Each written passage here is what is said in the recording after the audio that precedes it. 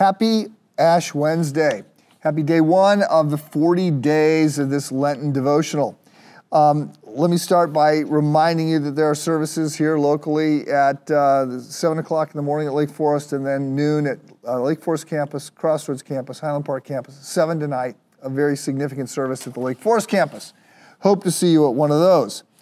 So I should start by saying wishing you a happy Ash Wednesday is pretty much an oxymoron, like only choice or same difference, virtual reality, controlled chaos, jumbo shrimp, whichever oxymoron you like best. Ash Wednesday is not a happy day, so it's certainly not a happy, clappy day. No one should be wishing you a happy Ash Wednesday, perhaps a reflective one. So let me say that during this time, I'm going to try and weave together three different things. First of all, a passage out of Matthew. So Matthew, one of the Gospels, one of the 4 books written about Christ's life. Matthew was written by Matthew. He was a tax collector. He was a real stickler, very Jewish, very much a stickler for details. And he opens what I used to think of was just a really bad move, but he opens with a genealogy. And he does that because he's writing for Jews. So Mark, who probably writes first of the 4 Gospels, and by the way, there's new buzz in the scholarly world that maybe Mark was written in the 40s as opposed to when we thought it was written later than that, maybe 50s or 60s. 40s would be really early. So we used to think, I'm not a scholar, I don't follow these things closely, but that James and Paul were among the first to write.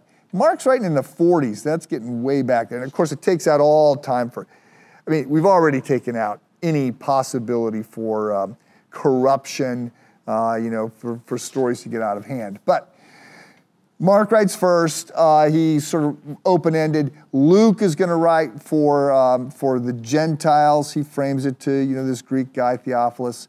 John writes for the Greeks later, much later than everybody else. Matthew writes for the Jews. And he is starting with a genealogy to help tie this book and Jesus back to the Old Testament. So want to talk out of we'll take a half a chapter a day, and I'll just comment on a verse or two from that part. Also tied in with a piece of art. So today's art is a Japanese, very iconic Japanese print, The Great Wave. And it is a 19th century work by Katsushika Hokusai. And I am sorry if I got that completely wrong. But it shows this big wave about to wipe out some very small, slender boats. And there's just all kinds of imagery there that you might want to think about and unpack. Christianity is not about necessarily being resilient against the great forces. It's very much about God's grace and His love extended to us. But that does change everything. And it will prevail. The third thing that I try to weave together with something from Matthew and an iconic piece of art is maybe a prompt, an application, something. So St. Ignatius has this book of exercises. Sherry, my wife, takes people through them. Very challenging, very challenging. I have not done it. But I'm going to try and pull out something each day and say, hey, you might want to think about this. So today, by the way, I will not do all 3 every day because I'm trying to get these into 5 minutes, and there's not going to be time to do all 3 every day.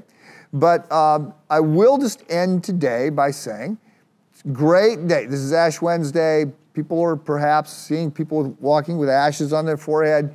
Might be a good day to say, hey, you know what? I'm going to listen to these 5-minute devotions every day, and I'll send you the link, and you can sign up yourself, and you can do them as well. So that's a very easy thing to do for somebody. Send them the link. Hope that you'll do that, and tomorrow we'll be back with day 2. See you then.